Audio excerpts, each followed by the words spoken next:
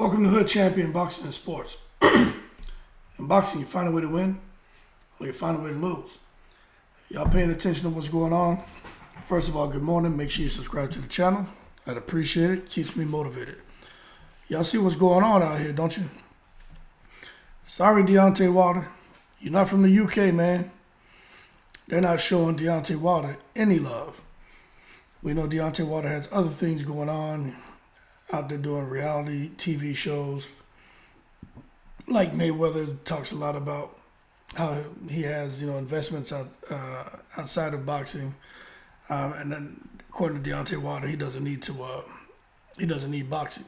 Well, I tell you what, Deontay Wilder, I really like him as a fighter, one of my favorites. I like his story, especially about his kids, man. That just hits home with me. But I'm going to tell you right now, I don't know what to think about this.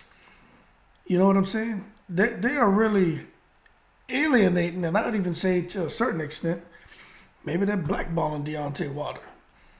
Because you look at what's going on with the UK fighters, like Tyson Fury, right? The European fighters, right? Tyson Fury was supposed to be fighting Usyk earlier this year, right? Him and Usyk were supposed to fight. AJ and Wilder are supposed to fight. All four are supposed to be fighting in Saudi. So something happened there with Skills Challenge promotion when the AJ Wilder fight seems to have fallen apart. Tyson Fury and Usyk seems to have anything died off and then somehow regained its momentum to where Tyson Fury and Usyk are fighting in December in Riyadh, Saudi Arabia, not underneath Skills Challenge promotion. Some other organization. So it sounds like there's some kind of reshuffling going on, but I can't tell you exactly what happened. But I have my suspicions about old Kinahan being involved with Skills Challenge promotion, but that's just a conversation. There's no proof. But it just makes you wonder why the hell the whole Skills Challenge promotion stuff is falling apart, especially with the arena being built and all the money and stuff that they were offering the fighters. But you look at where we are now. Tyson Fury and Usyk are fighting, right? Deontay Wilder and AJ were supposed to be fighting, but now that's not happening. AJ is looking to get in there and have a fight with Hrgovic. Now you may say, okay, well, that's good for AJ, but this is the thing. Hrgovic was adamant that he wouldn't step aside. He wanted his shot at Alexander Usyk, right? Hrgovic, look, he had his lawyers ready. He wasn't playing. He's like, nope, I don't want step aside money. I want my opportunity at greatness. Then we get the fight announcement of Usyk and Fury, and I did a video where I'm like, hey, I'm sure Hrgovic got paid some good step aside money.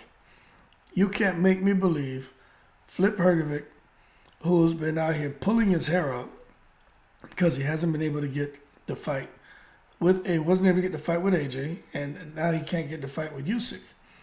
That Hrgovic's going to be okay with that. So I was thinking he just got paid some step aside money, and he was going to figure out the next move. But now you see Anthony Joshua and old Fast Eddie is sliding AJ into the fight Hrgovic. So this is what I think is going on. There were talks that took place as far as how they would orchestrate the Fury-Usyk fight and then what to do about AJ, Wilder, and Hrgovic. Well, first, Wilder doesn't seem to be interested in getting in the ring anytime soon. Okay? I understand a lot of these heavyweights don't want to fight him because y'all can say what you want about Wilder. If Wilder touches you, bad things happen. But I think they said, you know what, let's see. AJ wants to fight a third time. Hrgovic wants to fight. It'll give him a little money so he'll shut up and not be upset about not fighting Usyk. That way Fury and Usyk can take place. But what are we going to do about Hrgovic? Because obviously he wants to fight. Hey, give him a big name like AJ. Because, after Fury and Usyk, really it's AJ and Wilder. But they're going to make sure Eddie Hearn and the guys in the UK are making sure it's to their benefit. So they got Fury fighting, staying busy. They got AJ fighting, staying busy. Hrgovic gets an opportunity to get in there with AJ. Most people feel AJ will win. I'm not so sure because Hrgovic can fight. So what I see happening, right? Because the IBF? I think it was the IBF. They said, I don't know which sanction about it. I read something yesterday where the article said it doesn't matter who wins between Tyson Fury and Usyk. There will not be a rematch. No rematch for Fury and Usyk. The winner must defend their belts. And I think it was the IBF who took a strong stance on that. But I don't know. I can't remember which sanction body. But the bottom line is, this is what it looks like it's going to shape up to be. Fury will fight Usyk. He will defeat Usyk, which I think he will. AJ's fighting Hrgovic. Everyone over there is praying and lighting incense and throwing water and salt and shit in the corners of the house to make sure AJ beats Hrgovic. And then Deontay Wilder is just over there in the breeze. And then AJ and Fury will be the fight after if he beats Hrgovic. So what they're doing is they're setting this up for AJ and Fury to battle for the undisputed distinction in the Middle East. And you're talking about some serious money. So you say, okay, well, what happens to Deontay Wilder? What do you mean what happens to Deontay Wilder? Wilder in the breeze, man. They ain't trying to do nothing for Deontay Wilder. This sucks. This is so unfortunate, man. Because I think Deontay Wilder deserves an opportunity to get in there and have a big, high-profile fight, especially in Saudi Arabia. This man, when he gets in the ring, we know what he does. Why? Like, how could you? But you know what? I was about to say, how could you just sit here and sideline a guy like Wilder?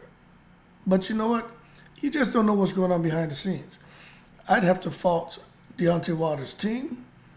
I would have to fault him too.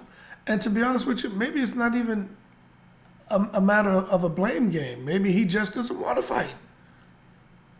You know, maybe his life is so good that he doesn't want to fight. But what I could see happening, because they're going to be full steam ahead. You know, AJ and Hrgovic are fighting. Fury and Usyk are going to be fighting, right?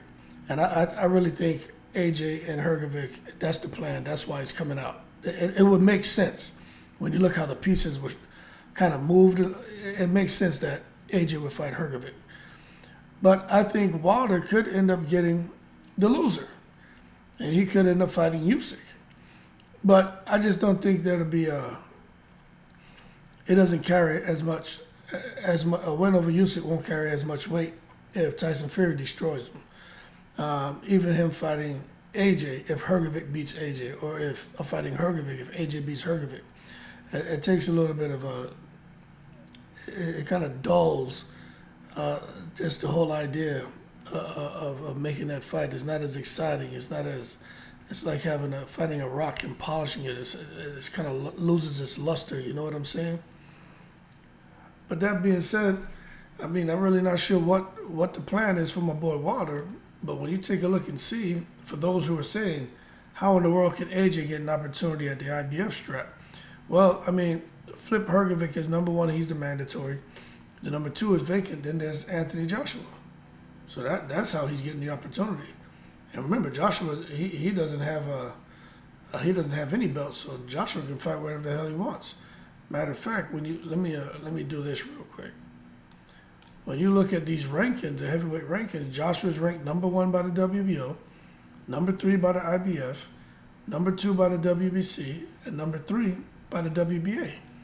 But the uniqueness of all this, right, is Deontay Wilder, the WBO is ranked number 5. He's ranked number 4, right underneath Anthony Joshua in the IBF. He's ranked number 1 in the WBC. Joshua's ranked number 2. And he's ranked number 1 in the WBA. So when we look at this, you know, Deontay Wilder could end up he could end up getting an opportunity for that WBA strap. And that's just being real. Manuel Charr and Gerald Miller will fight. And now that we see we got some movement with Hrgovic, with AJ, Fury, and Usyk, now it's just a matter of Zhang and Wilder and what's going to go on with those guys. And I could see Wilder getting an opportunity for that WBA strap now. So we got to see how this plays out. Because Wilder's ranked number 1 in the WBA, number 1 in the WBC. So he's going to get an opportunity at something. But we just have to wait and see what it's going to be and where the fight's going to be at and what kind of money's on the table. But for right now, in the near future, we know that the UK fighters, they just have the right connections, man. The right relationships were formed. Their promoters are heavily involved with the right people. You know, I'm always talking about the secret society. And it just makes you wonder, with Deontay Wilder and his team, I mean, what's their strategy? What exactly are they looking to do? Because if you don't think it's odd that these heavyweight fighters, you know, Joe Joyce, Dubois, you know, Fury, these guys are all bubbling up and staying busy. Then you take a look at Hrgovic getting busy, Zhang's getting busy, Joshua's staying busy. You know, I'm gonna just say that all UK fighters, even though Hrgovic's from Croatia, Zhang's from China, they're all attached to UK promoters. So I'm just gonna call them all UK fighters. Even Joseph Parker has opportunities. But then you look at, you know, Luis Ortiz, Andy Ruiz, Deontay Wilder. What the hell is going on? You know what I'm saying? What is going on?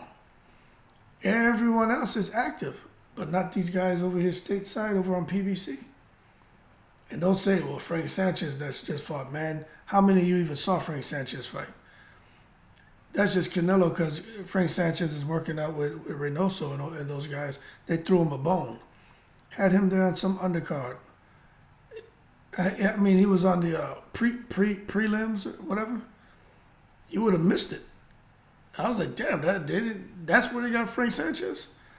So he's just fighting, man, to get whatever little bit of scraps he can get. But I don't know, man. More to come on this whole thing. But I would not be surprised if that's the play. Fury Usyk with the hopes Fury wins. AJ Hrgovic with the hope AJ wins. And then from there, you have AJ and Fury.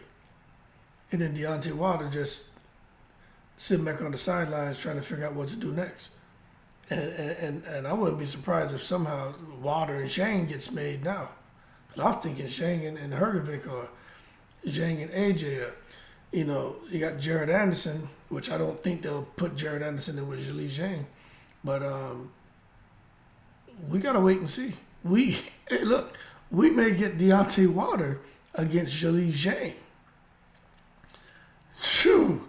Let me tell you, if that fight happens, someone will die. And that, I'll be right there for that fight. I ain't gonna lie, I'll buy tickets to go to that fight. You know, in that fight, someone will get knocked out. Zhilei Zhang against Deontay Wilder? Man. But we just gotta wait and see. That being said, more to come, man. But damn, I tell you what, if Deontay Wilder was signed to Frank Warren or Eddie Hearn, I bet you Deontay Wilder would be more active. But he may not even be worried about it. Just listening to him talk, he may not even be worried about being active and all that, man. He seems to be just fine where he is. That being said, y'all keep cool. More to come on the heavyweights. But it looks like we have an idea of the direction things are going.